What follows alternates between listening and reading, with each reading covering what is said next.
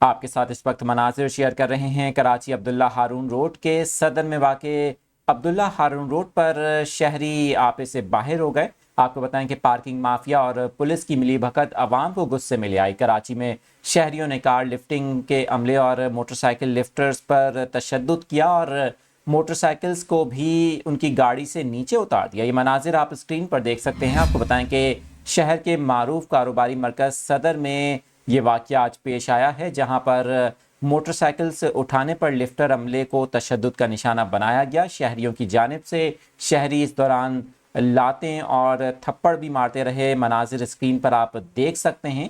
آپ کو بتائیں کہ پولیس نے صدر میں موٹر سائیکل لفٹرز پر تشدد کے حوالے سے مقدمہ درج کیا ہے۔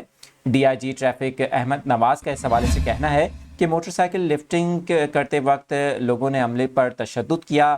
لوگوں نے تشدد کے بعد لفٹ کی گئی موٹر سائیکلز کو بھی گاڑی سے اتار لیا۔ انہوں نے کہا کہ صدر میں ٹریفک جام کی بڑی وجہ غیر قانونی موٹر سائیکلز کی پارکنگ ہے اور اسی وجہ سے مسائل جنم لیتے ہیں۔ انہوں نے کہا کہ عملے کو تشدد کا نشانہ بنانے والوں کے خلاف سخت قانونی کارروائی عمل میں لائی جائے گی۔ آپ کو بتائیں کہ انہوں نے کہا کہ اکثر شہری موٹر سائیکلز غلط پارک کرتے ہیں، جس کے باعث ٹریفک جام ہوتا ہے۔ اس وقت مناظر دکھا رہے ہیں۔ آپ کو بتائیں کہ کراچی کے علاقے صدر عبداللہ ہارون روڈ کے مناظر، جہاں پر یہ واقعہ پیش آیا۔ شہری اچانک غصے میں آ گئے اور کار لفٹنگ اور بائک لفٹنگ کے عملے کو تشدد کا نشانہ بنا ڈالا۔